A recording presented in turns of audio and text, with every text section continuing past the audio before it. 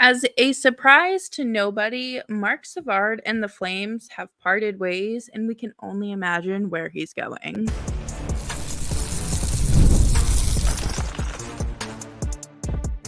You're Locked On Flames, your daily podcast on the Calgary Flames. Part of the Locked On Podcast Network, your team every day.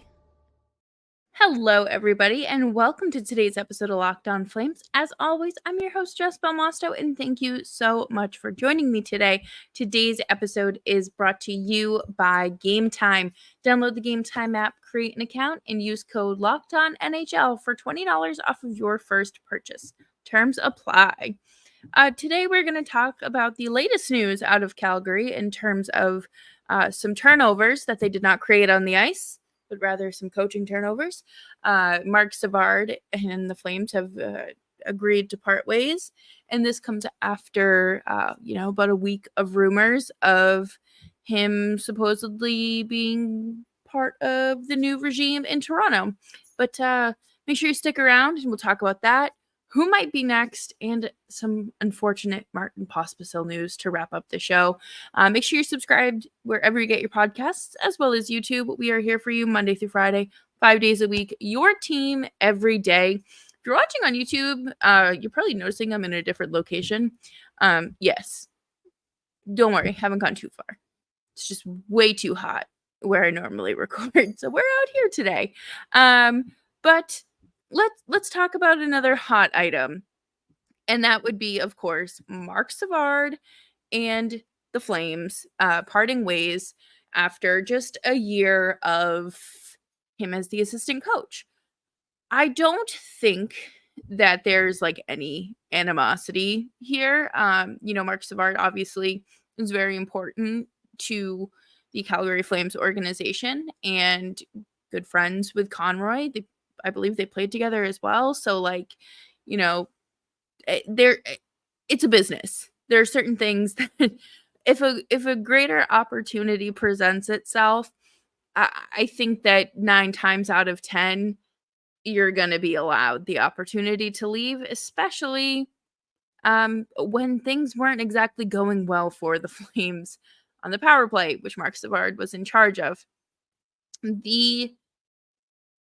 The rumor is, of course, Marc Savard joining Craig Berube in Toronto as their new assistant head coach. I think that that's kind of, I would rather go somewhere where might be able to get more out of the fruits of my labor. I understand. But I don't think that Marc Savard is to blame for the power play. I think that this is something that really isn't on one person. Let's just say, let's be honest here, okay? We're not beating around the bush. Look at what Marc Savard was working with for 90% of the season. Look at what this team was working with. There was no one to move the puck. Your Rasmus Andersson was allergic to shooting the puck. There was none of this behind the goal line play, none of that. It just very disjointed all season. They performed at a 17%, where the league average was hovering closer to 21. They were underperforming severely. And that's not a surprise to anyone, I would say. I think that everyone understands why the power play was the way it was. And when we have talked about it a lot on this show, when you have a lot of the same skill sets making up most of your roster, you're not going to be able to really get anything different out of it. It's not something that you can just change. I think that the biggest difference was, of course, adding Andrei Kuzmenko at the trade deadline. I think that he plays a very different game than what the Flames were used to seeing this year. Someone that was willing to go into those high danger spots and play. And they don't have the dynamic talent that they used to have. You know, this is summer 2. Yeah, 2 without Gaudreau and Kachuk. So, you know, we're heading into the 3rd season technically without them. We've got to embrace and accept that this is what it is until they are able to fill those shoes as much as possible. And there is going to be ups and downs of any team season. But I think where the Flames are at in this transitional period, I don't suspect it to be anything linear.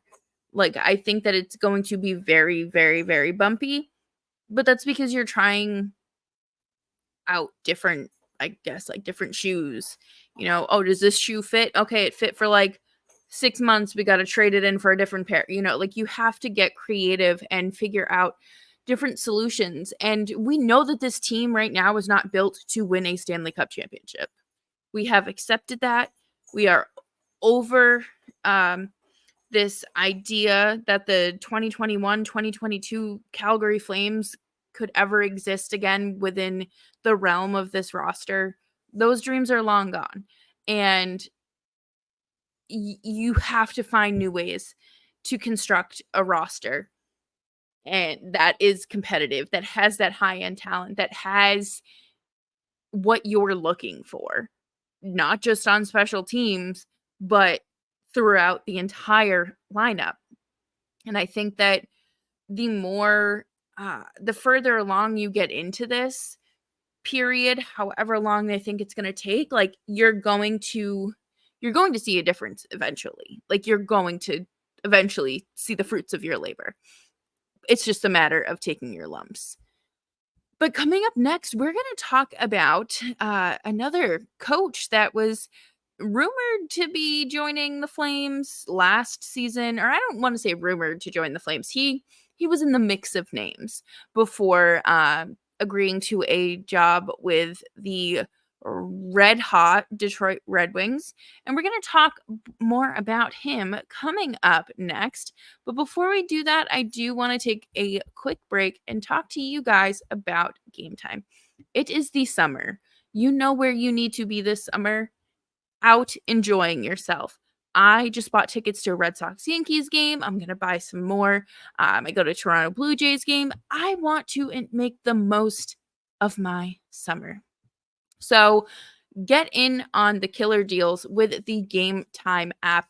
You can get last minute tickets with flash deals and zone deals, and super easy to find tickets to every event in your area, whether it's sports, theater, comedy, music, you name it. Save up to 60% off when buying last minute tickets for sports, concerts, comedy, and theater. You can see all-in pricing as well, so you aren't surprised at the checkout by any fees. And Game Time's ticket coverage has your purchase covered with the most flexible customer service policy in the ticketing industry. Download the Game Time app, create an account, and use code LOCKEDONNHL for $20 off of your first purchase. Terms apply. Again, create an account and redeem code LOCKEDONNHL for $20 off. Download Game Time today. Last minute tickets, lowest price guaranteed.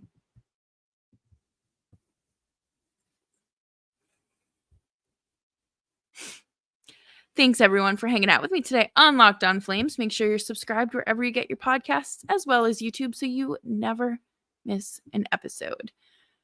Alex Tanguay is one of the names that has been brought up many a times when discussing the Flames coaching search last year, and someone that really came up a lot when anyone was mentioning pieces to bring in. And that's fine. You know, I really don't think that's a lie. There are bad options out there. Let me retract that statement.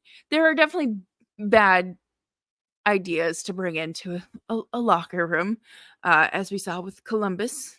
last off season. But you know, there's nothing wrong with sticking to who you know and what you know. And obviously Tanguay played in within the organization. He had success in Arizona, and he's doing well in Detroit as well as the assistant coach. And I think that this is again another situation kind of like Marc Savard, where you are going to be in a situation where your your hard work is going to pay off in a very different way than if you are in an organization at the current state like the Calgary Flames. And obviously Iggy, Conroy, and Tanguay all played together. They are all very familiar with each other, and we know how much of how important the familiarity and knowing the dynamic of the organization has mattered so far in the last year. It's not necessarily a bad thing. I think that, sometimes outsiders may not understand why things operate the way that they do or why you make the decision you make. But then at the same time, familiar voices may just kind of become an echo chamber. You don't know. You really don't know. I don't think it matters who coaches the power play. I think that it's more about who's out on the ice. That's just my honest opinion. You could have the smartest person assemble a power play and try to go out there and beat, I don't know, Edmonton or Vancouver, like any of these competitive teams, right? It does not matter who you put out there if they can't perform. It's all about the outcome of your hard work. And that's where this team is killing me. I think that, players like Matt Coronado, once he gets comfortable in the NHL and kind of really finds his footing and not just like uh loosely, like it shouldn't he's going to get power play time eventually. I think that that is very obvious. I think that he would be a great addition to the Flames power play. It's just a matter of him getting confident and comfortable at the NHL level. That's really what it is. Um, I think, Pospisil, he's one of those players that literally does anything and everything. You could ask him to spin on his head and score a goal, and he'd at least try. Um, I think that there just has to be a lot of tweaking with your personnel before you can even really start putting like holding a coach accountable. And we talked a lot about this. If you were listening to Locked on Flames when Jeff Ward was a coach, let me know so I can send you some financial compensation. My goodness. Like, there's a line. A coach is only capable of doing so much, right? And like if your players aren't going to perform or unable to perform, that's not entirely on the coach. But if you are expecting a roster that is constructed like the Flames' current roster to go out there and have one of the top 10 power plays in the league, you just aren't going to get that. You're not Colorado, you're not Tampa, you're not Boston, you're not the Rangers. Like you're not Carolina. Like there are so many teams out there that have it figured out. The Flames are a work in progress, and I think that that's fine. You have to start somewhere. You have to. And I think the biggest thing going forward is knowing where to place the accountability. Like, Marc Savard wasn't fired because the Flames power play reeked like cheese left out in the sun. They just mutually agreed to part ways. There was a better opportunity on the horizon. Now, do I think that this is a situation where a team is going to try to bring in, the best of the best, like a super nanny or like a Gordon Ramsay to like rescue this power play? No. I think you would be foolish to do that. I think that you're not going to get anywhere. I thought about Jay Leach as well. Jay Leach obviously coached the Providence Bruins before joining Seattle as their assistant coach and is currently looking for a head coach position. But I think he is definitely one of those coaches that can get creative and really kind of do whatever it takes to get the most out of his players. And I understand that he wants the head coaching job. I don't blame him. He obviously played in the NHL for a while, coached in the AHL for a while, had real success there. So, I wouldn't hate it if they at least extended that phone call, because again, you need to just go with all your options. You can't just be uh like you can't be a one-track mind. That's not going to get you anywhere with any of this. And it's killer. You need your players to be better. But how do you expect them to be better if they don't have those skills? They aren't, conditioned to play that way. Like, I'm not going to go out there and expect, Connor Zary to start like playing goaltender. That's not who he is. He's a forward. Am I expecting Rasmus Anderson to, look alive on the blue line? Yeah, I am. Do I expect, a few Rasmus clappers every couple power plays? Yeah, I do. I expect a nice slap shot or two. And I want those net front presence to really actually be there and stay locked in. And I don't think it's a matter of going back to the fundamentals, but I think it's a matter of players just finding their comfortability again, because as we talked about in Mangiapane and Anderson's season review, there was definitely a level of comfortability missing. And coming up next, we're going to talk about something that is very uncomfortable, and that would be Martin Pospisil being out of Worlds due to an injury. And this poor kid can never catch a break. But before we do that, we are going to take a quick break here and talking about Indeed. If you need to hire, you need Indeed. Indeed is the hiring platform where you can attract, interview, and hire all in one place. Instead of spending hours on multiple job sites searching for candidates with the right skills, Indeed's powerful hiring platform can help you do it all. They streamline hiring with powerful tools that find you matched candidates. And with Instant Match, over 80% of employers get quality candidates whose resume on Indeed matches their job description the moment they sponsor a job post, according to Indeed Data US. I love Indeed because it is incredibly convenient. I think that, being a team leader and being able to, find everything I need where I need to and not waste my time on candidates that don't fit the bill for what my team needs. Indeed weeds them out for you.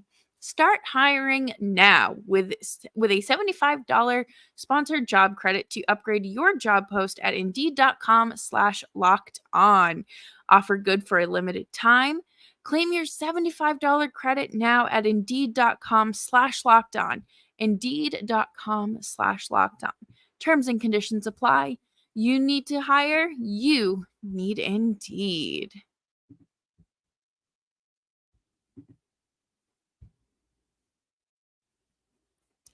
Thanks everyone for hanging out with me today on Locked On Flames. Make sure you're subscribed wherever you're getting your podcasts as well as YouTube so you never miss an episode. We're here for you Monday through Friday, 5 days a week. And you can follow me on X, Twitter, whatever we're calling it, at Just Belmosto. So, Martin Pospisil suffered an injury earlier this week. It looked more awkward and like, I don't want to say self-inflicted because that makes it sound like he is a silly goose, but not a clumsy silly goose. This is really just bad luck. He was, I think he was like finishing a hit, and then his own momentum kind of took it, and his wrist went out, and he's in a sling now, and it just doesn't does not just wasn't good. So yeah, let's see. I'm reading from the Flames article that they put together regarding this. Pospisil is a shining star with Slovakia's entry at the IHF World Championship in Prague. He has left the team and the tournament after sustaining an apparent upper body injury in the country's final preliminary game against Sweden on Tuesday. It's heartbreaking for all of us because he's such a special kid, Slovakia coach Craig Ramsey said. He does everything you ask. He just gives you 100%, and he's so likable. He just helps everyone around him play better. He's doing everything. Power play, PK. We use him to start games and to set a tone. He's that kind of kid. I couldn't tell you the last time I heard anyone talk about a Flames player like that outside of, after 2022. That's, it's important to have those kind of players. I also think it's funny calling him likable because we have seen that people don't like him because he does certain things that are wrong and bad. And I'm sure he's a nice guy. I'm sure. I believe it. But it's just funny to think about. So he crashed hard into the end boards midway through the first period on against Sweden and had no implication on the knockout round seeding. So he skated off on his own power and did not return to the game. The initial testing showed that he had no fracture or anything like that, but they did further imaging. So I'm going to assume there is something a little more than just, a bruised up wrist or something, considering he was in a full on cast and sling. Especially, so it's tough to see, according to Thomas Tatar, especially in a meaningless game like that. Tatar said, "It wasn't pretty. I hope it's nothing serious, just a mild injury, and he's going to be okay. Always tough to see your teammate go down." I mean, of course, that is very fair. You really hate to see it happen to anyone, but especially a kid that has battled through so many injuries, that has just been trying to break this cycle that he has found himself in. And we will say that it's not a concussion.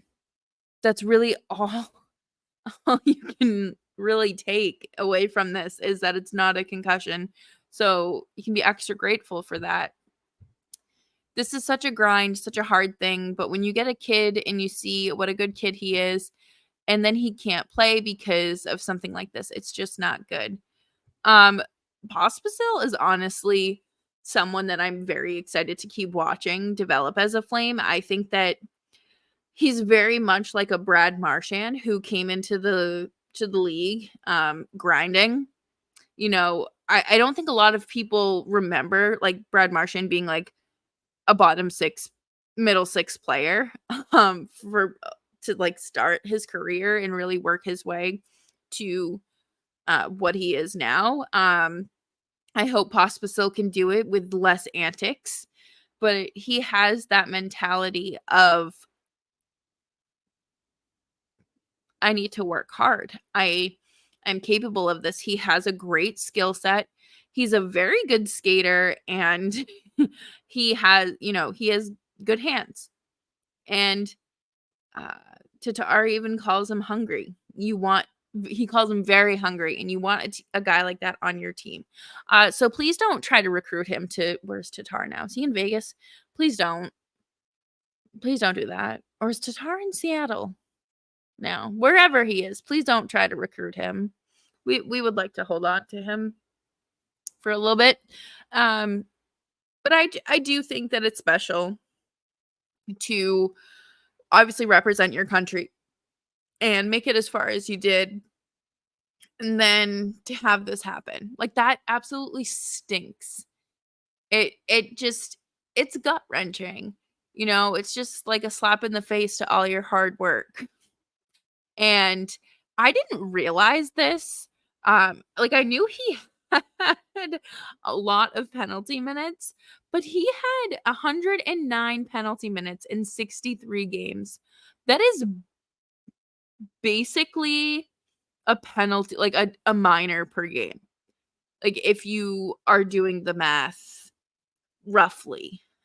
This is not a numbers podcast. I do not do numbers. When Nick's on the show, he does the numbers. But in all seriousness, like, this just stinks. Mangiapane is still doing really well, representing Canada. I think it's so nice for him to be healthy and to, be able to go, because the summer before he had that career high, he also went to Worlds. Now, I'm not saying there's a correlation between, getting extra reps in with some of the best players in the world, but it also did boost Mackenzie Weegar this past season as well.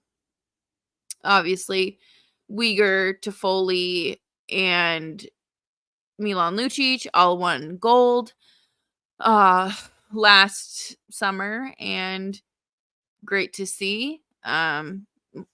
So you just hope that things work out for Pospisil, and I'm assuming it's nothing serious, simply because he's still with the team in the country. So that's that. I mean, I'm sure we'll find out more if anything happens, but that will do it for now here on today's episode of Locked On Flames. Thank you so much for tuning in. As always, I'm Jess Belmosto, and I hope you all have a fantastic evening.